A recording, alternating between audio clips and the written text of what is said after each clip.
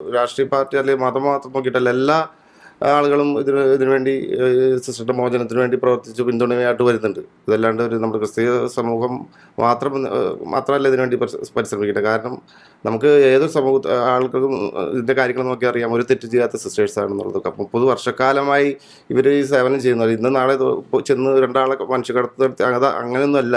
വർഷങ്ങളായി BSc നേഴ്സാണ് sister. അപ്പോൾ അതുകൊണ്ട് തന്നെ ഈ രോഗികൾ വരുമ്പോൾ ചിലരുടെ കയ്യിൽ പൈസ ഉണ്ടാവില്ല, ചിലരുടെ കയ്യിൽ പൈസ ഉണ്ടാവും. എന്നിരുന്നാലും അവരത് നോക്കുന്നില്ല. ചികിത്സിച്ച് ഭേദമാക്കി വിടുന്നു. ഗർഭിണികൾ വരുന്നു, അവരുടെ കാര്യങ്ങൾ നോക്കുന്നു. പാതിരാത്രിയൊക്കെ സിസ്റ്റർ പറഞ്ഞു, പാതിരാത്രിയൊക്കെയാണ് ഗർഭിണികൾക്ക് വന്ന് കാര്യങ്ങൾ അവരെ ഉറക്കം ഒളിച്ച് ഇരുന്ന് ഇവർക്ക് വേണ്ടി ചെയ്തെടുക്കുന്നു. പൈസയൊന്നും ആ നേരത്ത് കിട്ടുന്നില്ല. ഇവറ്റകളൊക്കെ അവരുള്ള പാവങ്ങളാണ്, ഒരു ഗതിയില്ലാത്തവരാണ്. ഇവിടുന്ന് സിസ്റ്റർ വയ്യായിട്ട് പോലും ഇവിടുന്ന് പാവപ്പെട്ടവർക്ക് കൊടുക്കാനെന്ന് പറഞ്ഞ ഡ്രസ്സുകളൊക്കെ പാക്ക് ചെയ്ത് വയ്യാത്ത ആൾ ട്രെയിനിൽ കയറ്റി കൊണ്ടുപോകും.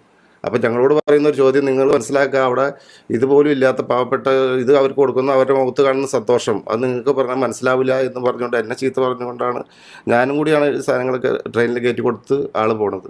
നമ്മുടെ കുടുംബത്തിൽ BSc നേഴ്സാണെങ്കിൽ നമ്മുടെ ഭവനത്തിലേക്കോ അങ്ങനെ ഒരു സമ്പാദ്യം നമുക്കില്ല. ഇത് അവരുടെ ജീവിതം പാവപ്പെട്ടവർക്ക് കുഷ്ഠരോഗികൾക്കും വേണ്ടി മാറ്റി വെച്ചിട്ടാണ് ഈ സംഭവം ഇത് നടക്കുന്നത്.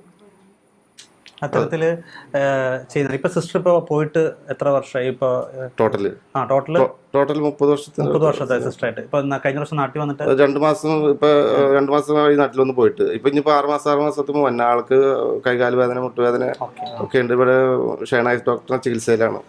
അപ്പോൾ 6 മാസം മരുന്ന് കൊണ്ടുപോകും, പിന്നെ ഡോക്ടറായിട്ട് സംസാരിച്ച് വീണ്ടും വരും. അപ്പോൾ ഈ രോഗം ഉള്ളത് കൊണ്ടാണ് ഇടയ്ക്കിടയ്ക്ക് വരുന്നത്. അല്ലെങ്കിൽ പിന്നെ 2 കൊല്ലം 3 കൊല്ലം കഴിഞ്ഞിട്ട് വരുള്ളൂ. ജയിലിന് ശേഷം നിങ്ങൾക്ക് കോൺടാക്ട് ചെയ്യാനോ അല്ലെങ്കിൽ മറ്റാരെങ്കിലും വഴി കോൺടാക്ട് ചെയ്തിട്ട് എന്തെങ്കിലും വിവരം അവരുമായി ബന്ധപ്പെടാൻ സാധിച്ചിട്ടുണ്ടോ? ഇല്ല, ഞങ്ങൾക്ക് ഒന്നും സാധിച്ചിട്ടില്ല എന്നുള്ളതാണ് ഏറ്റവും ദുഃഖകരമായ കാര്യം. നമുക്ക് പല സമയത്തും വിളിച്ചിട്ട് പലരും കിട്ടുന്നില്ല.